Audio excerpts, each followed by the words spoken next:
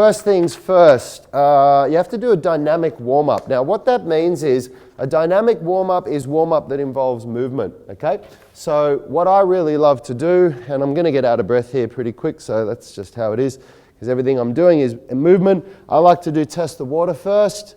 So we just do this one. We've got a full tutorial on how to do this if you go back through our videos about 2 weeks ago, so I'm not going to explain this. I'm going to presume that you guys know what you're doing, but this is such a good warm-up because it takes my body, it's dynamically moving me through different movements. It's warming up my groin, it's getting my heart rate up, getting the blood pumping. Now I also like to do a little bit of 360 hip mobility. Again, we've got tutorials on this. If you go back through our videos only a couple of weeks ago, I've got a couple of great tutorials on this one. Now, the reason why we do a dynamic warm-up when you do kicking and martial arts as opposed to a static warm-up is you're preparing your body for movement. You're not preparing your body for a stretch session, so you have to move. If you just do static stretching, it does not effectively prepare your body for what you're about to do. Okay. I would normally do more than this, but it's a tutorial. So now we're into the martial arts specific stuff. Now, I did Kung Fu, so what I'm going to be teaching you is Kung Fu movements, but the principles for kicking are similar across other martial arts. There's only some martial arts that don't do what we do in Kung Fu, and I really don't agree with it. I'm not going to get into a debate. If I say something here about why I believe that kicking is better this way, you have to excuse me, I'm not going to get into a debate about it because I'm not a martial artist anymore and this isn't a martial arts channel. But first thing I'm going to say is I don't think it's good to go up on your toes when you kick at all. So when you kick and you go up like this, you don't have a good platform. You want to keep your foot on the ground when you're kicking so that you're nice and stable. So the first thing we're going to do is like an axe kick, okay? And I'm just going to do a couple of warm-ups. So I put my hands out and we're just going to start gently. So just not going very high to start with. Trying to keep my foot flat on the ground. Trying to keep my body straight. So I'm trying to avoid this, because if I do this, that's me cheating to try to get higher. But if I keep my body upright and keep my weight forward, then all of the movement's coming from the hip and the hamstring, okay? So as I warm up a little bit more, I can bring my hands here if I want. I can go a little bit higher, okay? And now changing sides. Start gently. I'm actually recovering from a slight muscle tear on the adductors on my left leg, so I won't go too hard today, but I can still teach you guys some cool stuff. Okay, so if I was doing a proper kicking session, I'd probably do between 20 and 50 of these, okay, at the start of my session. The next one I'm going to do, these ones are really, really good because they open your hip up. This is called the, and I've got a buddy remember, it's called the half moon kick or the outside crescent kick. So from here, if this is my center line, my foot's going to come up here, then kick outward, and the goal is to try and kick this hand, okay? So if I can kick my hand out there, then I know that my foot is doing a good path of movement, like this.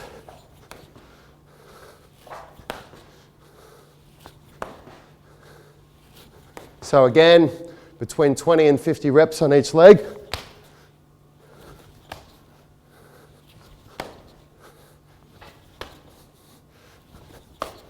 And again, if you watch, I'm really concentrating on keeping this foot on the ground, because if I go up like that and lean back or round my spine, I'm cheating the movement. So when you start, if you're not very good, it might look like this. That might be what you get. But don't do this. Don't let your whole body round out and everything like that. That's no good. You can do a couple of inside crescent kicks as well, just to warm that up.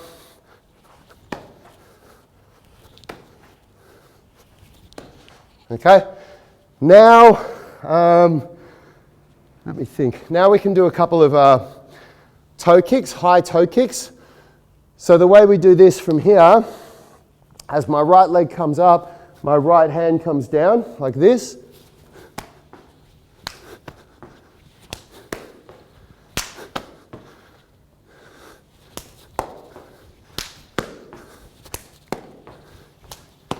Okay, so now I'm warmed up, my heart rate's up, I'm a little bit out of breath, so I'm ready to move into some mobility movements. So now I'm going to do, this is called the pissing dog extensions. So what I'm going to do from here is get down on my hands and knees, and what I'm trying to do now is to switch on the muscles in my glutes, which are the muscles that control a high kick. So switch the central nervous system's ability to be able to control these muscles, to switch it on. So from here, I'm going to raise my leg as high as I can. 1, 2, 3, 4, 5, 6, 7, 8. Now I'll change sides. I'll show you from a different angle, maybe. Try it from here. 1, 2, 3, 4. I'll show you from here as well. 5, 6, 7, 8. Woo! They're good. They really switch on your glutes there. So what you can do with that, everything we've done so far is just one set. You can do maybe 3 sets of those pissing dogs of 8 reps if you wanted to. Now I'll go into 2 mobility exercises. So what we can do here is an active, I'll probably take my shoes off for this one. Actually, bugger it, I'll leave them on. I'm going to do an active middle split here.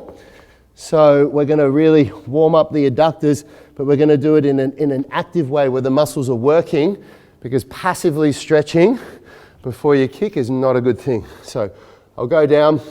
You have to do multiple sets to get as low as you can. So I can do the middle splits, but even still, when I do my first set in a workout, this is as low as I'd go. Now I squeeze my legs together to activate those adductors. Hold it for 30 seconds. So I'm constantly squeezing my legs together, really working the adductors on the inside of the legs. Hold it for 30 seconds, and then as you get more flexible, as you warm up, you'll go lower, okay? And then, so I do 3 sets of that for 30 seconds, and then I move into a loaded hamstring stretch, because you have to warm up the hamstrings and the adductors for kicking. Even if you're doing a side kick, it's not just the adductors. The adductors and the hamstrings are connected, so I'm going to do both of them. So from here, pull my shoulders back, come down as far as I can, and hold for 30 seconds. I'll just do 10 seconds. Make sure your back is arched like mine is. For a lot of you, you'll only be able to get to here. If you round your back, you're doing it wrong, okay? So 3 sets of 30 seconds of that. And now, we're ready, I'm pretty sure, from what I wrote in this program, ready to kick. Let's have a look, yep. Okay, so what we're going to do now is the side kick and hold. So what you've just done, everything you've done, we've done a warm-up first, a dynamic warm-up, a warm-up that's specific for martial arts and for kicking, that's warmed up my hips in all the different angles that I need, and it hasn't done anything to fatigue the muscles that I need for kicking or to stretch them out. I didn't do any stretching on the front of my hips or on my glutes, because I don't want those areas to be stretched before I do my training. Those are the areas that need to be tight, that are going to control the kick, okay? So from here, what we're going to do is, because the side kick position, so when you do a side kick, you end up with your foot facing away from the target, and your target is out there in front of you. So what we're going to do is set up that way. So this foot's facing here. You know what's actually really good for this is a barbell. So what we used to have at my Kung Fu school, we used to have a railing around the edge of the school that you could hold on to. They have these dance schools as well for the same thing, but a bar like this is perfect for this, okay? So, you know, roughly about your belly button height. And then from here, we're going to get into the side kick position, okay? So I'm facing towards the pole, towards the bar. And what I'm going to do is bring my knee up, and then as high as I can have my knee, so I'm using the glutes, I'm going to kick out and then let it drop down. And I'm going to do that for 20 reps with a 10 to 20 second hold at the end. For purposes of the video, I won't do that. I'll just do a few reps and then a hold. So from here, if you watch,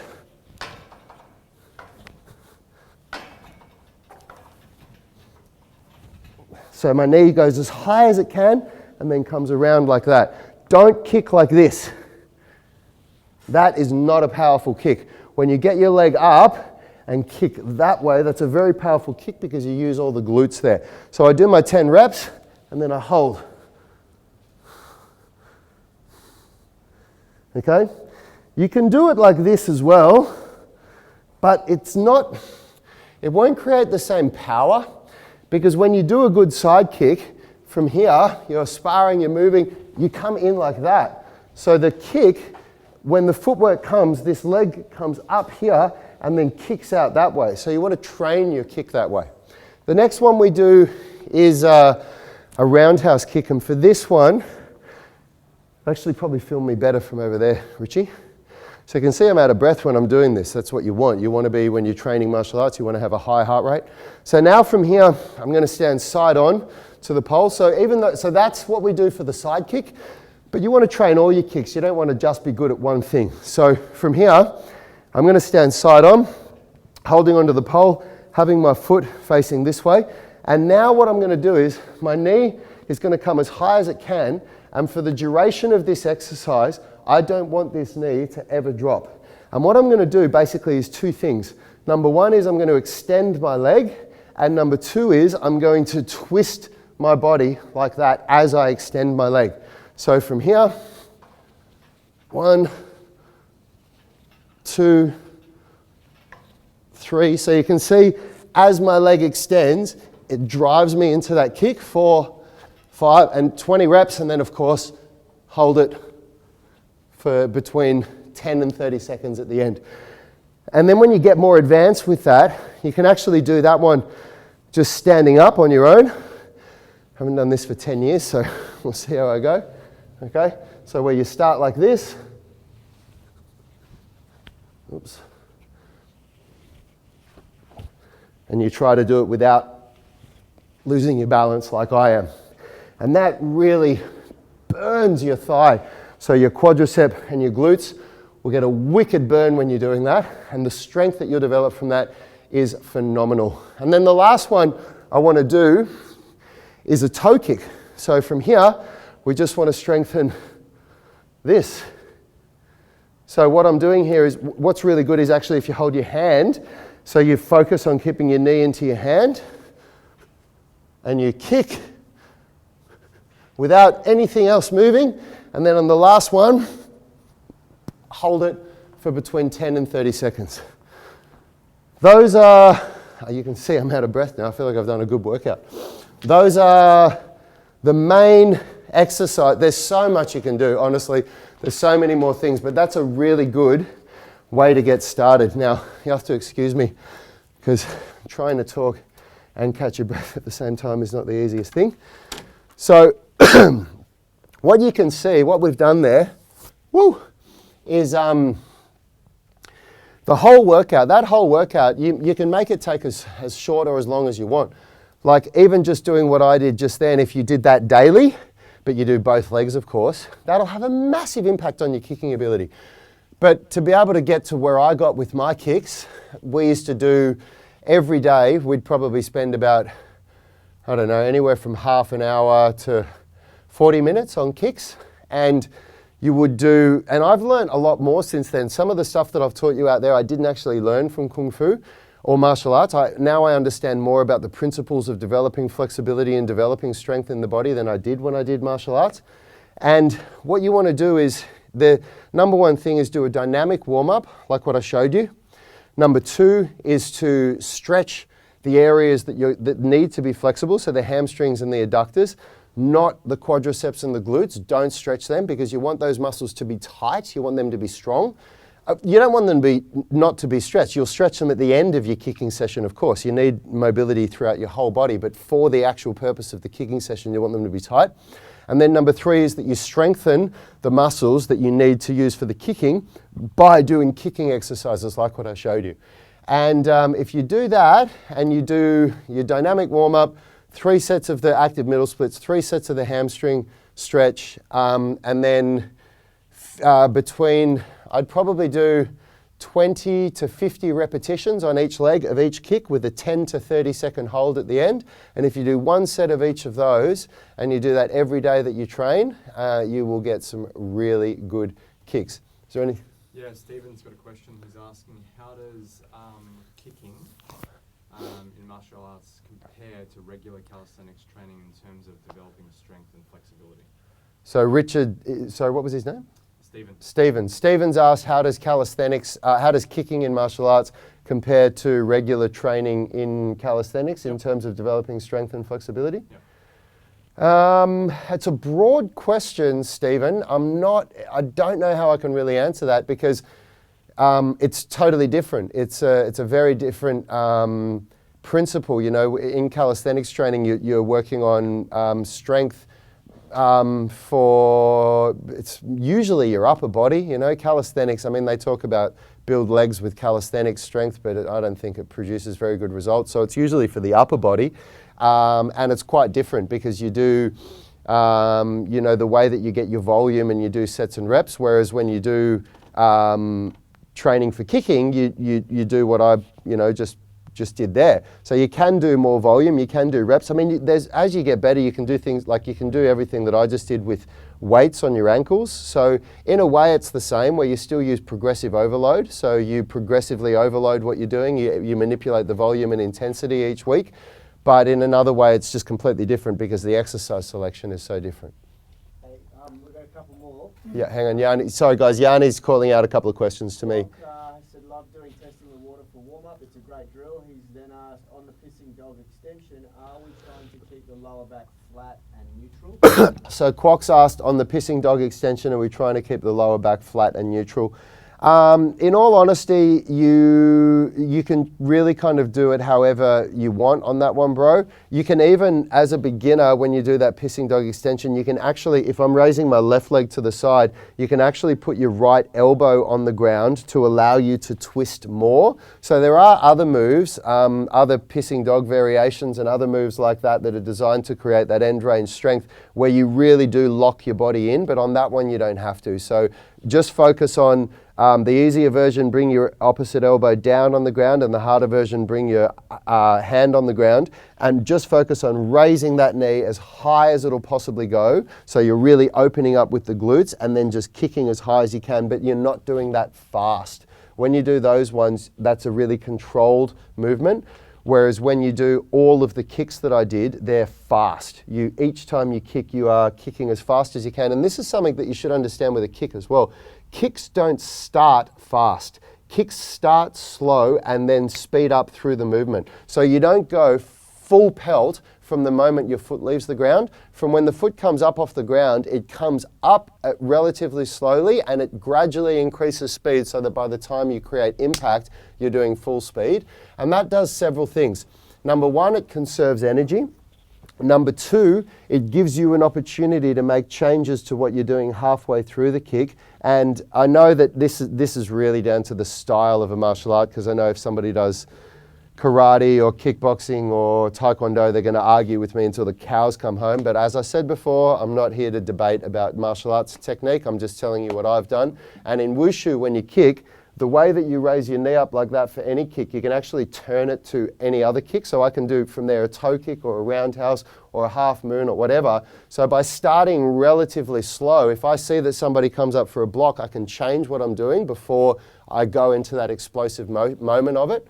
And also it's that you want to be practicing that the fastest part of a hit is bang, the point of impact. So the point that your hand or your foot hits the target is the fastest point of explosive power. So when you do that pissing dog one, it's very different. You're just extending, and it's got nothing to do with martial arts, that one. That comes from end range strength. But I've put it into this routine because it's so good for martial arts training. Stephen, topic has said, I'll bet kicking your palm is such a great tactile way to really feel it as you get more control in the movement. Yeah, so Stephen's saying, I bet kicking your palm is a great tactile way to feel it as you get control in the movement. They can see the questions, by the way. Oh, okay. Oh, okay, cool. Sorry.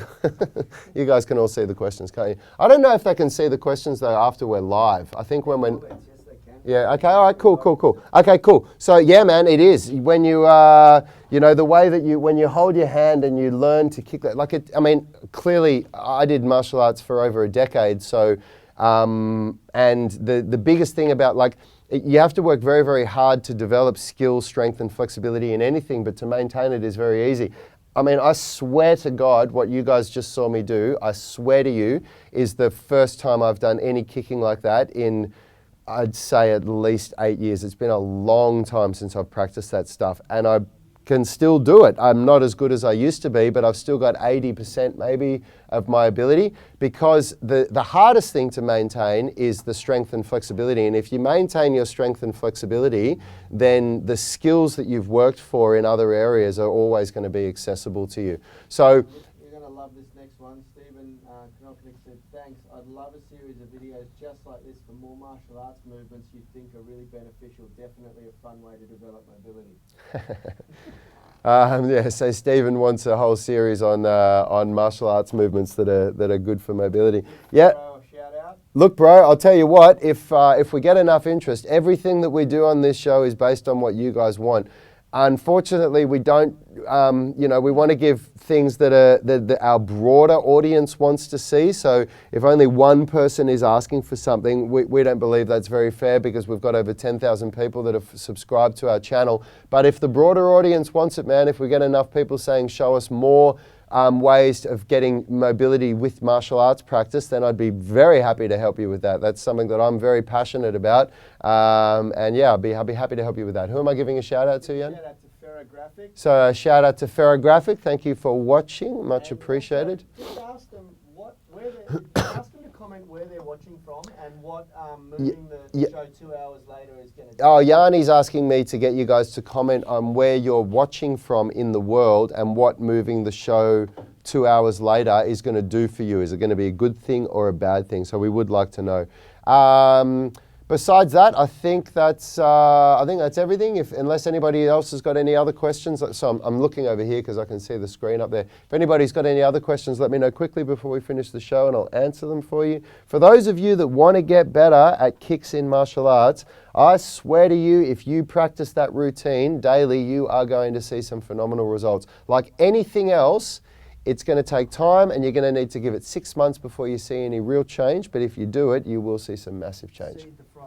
And the last thing I want to say is that today I am refilming some of the 18-minute stretching routine. We've had a lot of people say that it's just done too fast for them, and that is totally fair enough. The way that routine got created was that we were teaching 1 hour classes at Unity Gym, and we had a stretching routine that we were getting done in 18 minutes so that we could move on to the rest of our training, and then we turned it into the 18-minute stretching routine. But a lot of people online are saying that it's too fast for them and they can't keep up. So I'm refilming the whole thing as a follow-along routine where I'm just going to do it at a really nice slow pace. So it'll be like the 30 or 40-minute stretching routine. It's going to be added to the 18-minute stretching routine program. So for all of you that have it, you'll get it added to what you've already got. And for those of you that don't have it, tomorrow is going to be your opportunity to get it at half price with a crazy bundle of added value. It's going to be a total value of over $500 for our Friday frenzy,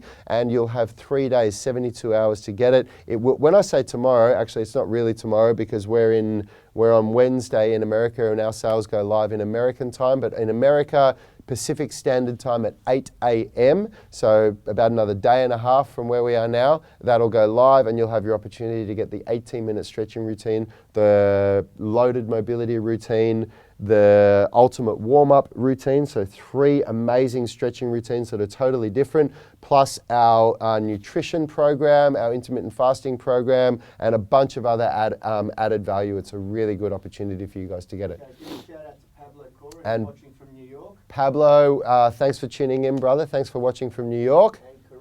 And Karina. Karina. She's back, and she's saying, always interested to watch anything skill. Karina's saying always. Sydney, Australia. Oh, Karina's in Sydney. Awesome. Cool. And also Stephen is in Melbourne. And Stephen from Melbourne. Okay, cool. Well, look, hopefully this will work better for you guys, because we were thinking in Australia, when we're going live at 9 a.m, like that's when everybody's just starting work. So hopefully this will work better for you if it's at 11 a.m. I can only imagine that that would work better for me. Anyway, unless there's anything else, that's all we've got time for. So as I said, tomorrow we won't be going live. We're going to be going live to our UMS online coaching program on our Facebook group, and we'll see you again on Monday. Get your questions in for what you want to see, and the most popular topic is what we are going to make. See you later, guys. Health is about performance, not just body image. You better be willing to accept what you're going to have to do to get there. We'll start focusing on movement goals, strength goals, flexibility goals. When you nail that skill, it's there forever. The body image goal doesn't get you that It's far. the consistency and frequency that's going to get you there. It's not the intensity. There's no shortcuts to mastery and movement. Destination doesn't change overnight, but your direction will. The gym is not the place to beat up the body that you hate. It's the place to build the body that you love. We are the gym that teaches people how to move instead of just exercise, because we believe that health is about performance, not just body image.